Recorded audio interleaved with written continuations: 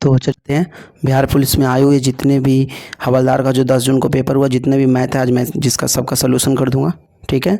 और पहले जिन्होंने करंट अफेयर का वीडियो नहीं देखा है वो पूरा वीडियो जाके देख ले। 9 प्रश्न आया था करंट अफेयर का, मदनी सेध वाले सभी लोग जाके देख ले, मैंने वीडियो डाल दिया है चैनल पे जाके। आज मैं पूरा मैथ का सलूशन करवाऊँगा, पूरे 10 प्रश्न आए हैं मैथ के। ठीक है। और सभी प्रश्न को हम आज देखेंगे एक एक करके। ठीक। चलिए हम नेक्स्ट स्लाइड में आ गए, तो हम पहला प्रश्न को देख लेते हैं। पहला बोल रहा है, देखिए प्रश्न आप पढ़िएगा। बोल रहा है दो बैंकों में दो बराबर धनराशि 5 वर्ष और 7 वर्ष के लिए 16% प्रति वर्ष की दर से जमा की जाती है। यदि उनके ब्याज का योग इतना है तो राशि क्या है। देखिए ध्यान दीजिएगा, क्या बोल रहा है, दो बैंकों में दो बराबर धनराशि, तो यानी 5 वर्ष और 7 वर्ष के लिए, और इनका ब्याज का योग कितना है, मतलब SI फर्स्ट है और SI सेकेंड है। ठीक है। तो कितना है, 19,200। ठीक है। तो हम इसको कैसे निकालेंगे, जैसे कि हम लोग जानते हैं, क्या बोल रहा है, 5 वर्ष के लिए 16% और 7 वर्ष के लिए 16%। ठीक है, दोनों का यही है। ठीक है। तो इसका क्या बोल रहा है, 16 पच्चीस 80 याद रखिएगा, 16 से थे बलियोतर। ठीक है, 112। ठीक है। फिर उसके बाद इसको जोड़ देंगे। ठीक है। तो ये 2 हो जाएगा, 8 1 9 192। ठीक है। यही तो दिया हुआ है इसका SI। देखिए कैसे जानते हैं हम लोग, SI बराबर क्या होता है, P गुने R गुने T/100। ठीक है। अब यहाँ पे R है, यहाँ पे R है, यहाँ पे T है, यहाँ पे T है, P दोनों का कॉमन ही है तो इसको हटा दिए, 100 भी कॉमन हो गया, हट गया, तो S1 निकल गया और S2 निकल जाएगा। इसको हम शॉर्ट में लिख दिए TR। ठीक है। अब इसको हम जोड़ दिए, अब इसको जोड़ने के बाद ये इसके बराबर हो जाएगा, तो यानी 192 का 100/192। अब निकालना कितना, राशि कितना है, 100। तो यानी 100 से इसको मल्टीपल करेंगे तो इसको 100 हो जाएगा। यहाँ से कुल मिला के इसका आंसर आ जाएगा 10,000। ठीक है, जो जहाँ पे है आप मार लीजिएगा। ठीक है। अब सेकंड को देखते हैं। ये फर्स्ट प्रश्न तरीका समझ गए, SI निकालना था PRT। ठीक है, बटे 100। तो SI1 निकालना है, SI2 निकालना है, तो P और 100 कॉमन हो जाएगा तो RT बचेगा, तो RT तो RT किए तो 16 बचे 80, 16 से थे 112, तो इसको कर दिए 192 आ जाएगा। ठीक है। और इसकी तुलना SI की तुलना SI से निकालना है हमको P। ठीक है। सेकंड चलते हैं हम लोग। सेकंड बोल रहा है 40 रुपये की राशि, आप देखिएगा 40 रुपये की राशि ABC, 40 रुपये की राशि है ABC। ठीक है, यहाँ देख लेते हैं, 40 रुपये की राशि है ABC, तीनों में बांटा गया। ठीक है। फिर बोल रहा है A को B से 4 रुपये मिलता है, A को B से 4 रुपये अधिक मिलता है, B को C से 3 रुपये। तो पहले हम B को C से दे देते हैं, तो C से कितना मिलता है, 3 रुपये अधिक, तो लो x+3, मतलब x रुपये मिला तो इसको x+3 मिल गया। ठीक है।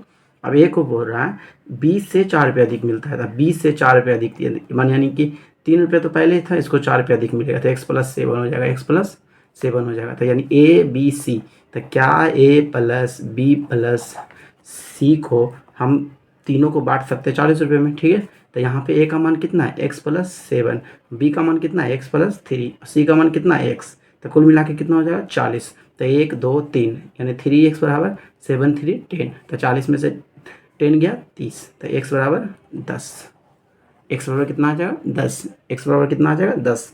तो अब हमको रेशियो निकालना है, तो उनके हिस्सों का अनुपात बताइए। तो ये बताइए आप, A का मान दिया हुआ है x+7, A का मान कितना है, x+7, तो x+7, तो x का मान 10 है, तो x का A का रेशियो 17। उसी प्रकार B का रेशियो कितना हो जाएगा, B का x+3 है, तो 10 3 13।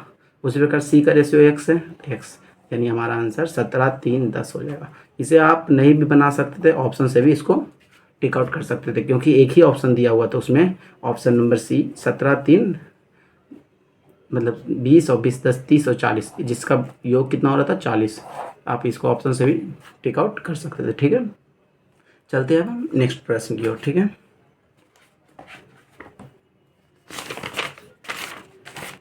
देखिए नेक्स्ट प्रश्न क्या बोल रहा है, पटना की यात्रा में एक टैक्सी 60% की दूरी 30 किलोमीटर प्रति घंटा के औसत गति से चलती है और 20% के लिए 20 किलोमीटर प्रति घंटा। वो देखिए बोल क्या रहा है, पूरी यात्रा का औसत गति, तो याद रखिएगा औसत गति क्या होता है। ठीक है, औसत गति क्या होगा, तो औसत गति बराबर होता है कुल दूरी बटे कुल समय, कुल दूरी बटे कुल समय। ठीक है। तो कैसे निकालेंगे, तो औसत कुल दूरी कितना है, तो देखिए 60% की दूरी के लिए 30 किलोमीटर प्रति घंटा और 20% की दूरी के लिए 20 किलोमीटर प्रति घंटा, मतलब 60% चल रहा है कितना के 30 से, ठीक है, और किलोमीटर प्रति घंटा, ठीक है, और 20% चल रहा है 20 किलोमीटर प्रति घंटा, और शेष दूरी, शेष बोल रहा है, तो शेष कितना होगा 60 20 80, तो शेष बचेगा 20%, तो 20% चल रहा है कितना से 10 किलोमीटर प्रति घंटा, ठीक है। अब ये बताइए, ये डिस्टेंस है, ये स्पीड है, ये डिस्टेंस है, ये स्पीड है, ये डिस्टेंस है, ये स्पीड है, तो हम लोग पढ़े थे डिस्टेंस बराबर स्पीड इनटू टाइम, ठीक है। तो अब हम क्या बताएं फार्मूला, कुल दूरी बटे कुल समय, कुल दूरी बटे कुल समय, तो कुल दूरी कितना है, तो 100 हो गया, 60 70 80 90 100, अब कुल समय कितना है, तो समय कैसे निकालेंगे, ये तो हमारा स्पीड दिया हुआ है, तब स्पीड दिया हुआ तो डी, क्या स्पीड बराबर d/t नहीं लिख सकते हैं, तो लिख सकते हैं, तो स्पीड बराबर d/t, तो डी कितना है हमारा 60%, और टी कितना,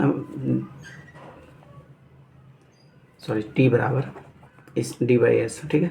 अब डी कितना हमारा 100 और एस कितना हो जाएगा 30, प्लस उसी प्रकार से डी कितना है 20, एस कितना है 20, उसी प्रकार से डी कितना है 20, एस कितना है 10। अब इसी को निकाल दे, कुल दूरी बटे कुल समय, 30 दूनी 60, 20 20 गया, 10 2 20, तो कितना हो जाएगा 2 2 4 5, यानी इसका आंसर हो जाएगा 20 किलोमीटर प्रति घंटा आंसर, ठीक है। आगे चलते हैं नेक्स्ट, थोड़ा जल्दी हम लोग चलेंगे क्योंकि लंबा वीडियो हो जाएगा।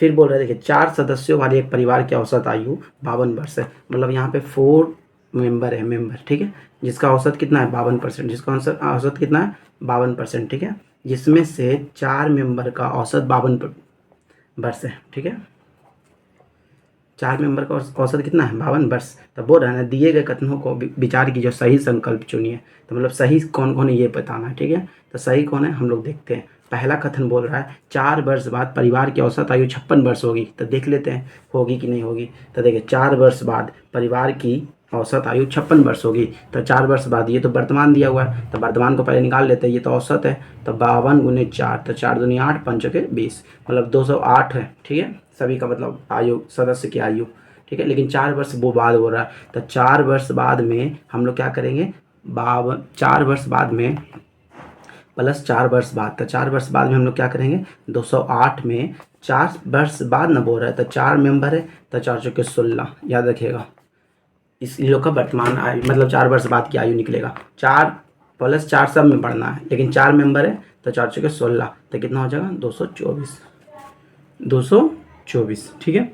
अब देखिए 224 को बोल रहा है 4 वर्ष बाद इस परिवार की औसत आयु 56 वर्ष हो जाएगी, तब मेंबर तो 4 ही है 4 वर्ष पर, तो फिर 4 से डिवाइड कर देंगे, देखिए 56 वर्ष है या नहीं, तो 4 बचे 20, 4 चौके 24, यानी पहला कथन हमारा सही है, फर्स्ट कथन हमारा सही है। अब निकालेंगे सेकेंड, अब निकालेंगे, पहला सही हो गया, अब सेकेंड कथन 2 को देखते। कथन 2 बोल रहा है 1 वर्ष बाद एक सदस्य की, हम 4 मेंबर का आयु कितना निकाले थे 208 वर्ष निकाले थे, ठीक है, तो बोल रहा है 1 वर्ष बाद एक सदस्य की मृत्यु हो गई जिसका 80 वर्ष था, ठीक है, तो 1 वर्ष बाद ना बोल रहा है, तो 1 वर्ष मतलब कि चारों मेंबर का 1 वर्ष बढ़ेगा, तो 1 वर्ष मतलब 4 वर्ष बढ़ गया, तो 212 हो जाएगा, 212, यानी चारों मेंबर का आयु अभी कितना हो गया 1 वर्ष बाद, 1 वर्ष बाद 212 हो गया, ठीक है। लेकिन हमको बोल रहा है 80 वर्ष का एक आदमी जो चला गया, तो लो भाई चला गया, हो गया, तो इस बचा 132, ठीक है, इसको घटा दीजिएगा तब 132 बचा, मतलब 80 वर्ष का चला गया तो 132, तो लेकिन अब कितना मेंबर बचा, एक चला गया तो 3 बचा, 4 मेंबर थे, एक चला गया तो बचा 3 मेंबर, तो इसको घटा दीजिए, 3 चौके 12, एक बचा 3 चौके 12, यानी 44 वर्ष, यानी ऑप्शन में दिया है 43 वर्ष, लेकिन जो गलत है 44 वर्ष, यानी कथन 2 गलत है, कथन 2 गलत है, कथन फर्स्ट सही है, जो भी आंसर है देख लीजिएगा, ठीक है। नेक्स्ट प्रश्न को हम देखते हैं।